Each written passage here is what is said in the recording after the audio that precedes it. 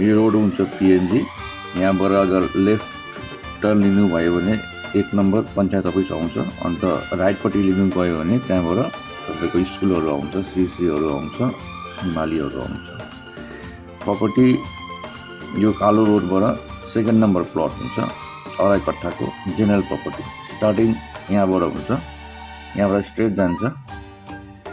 यसको फ्रन्ट आउँछ 42.9, ब्याकपट्टि आउँछ 41।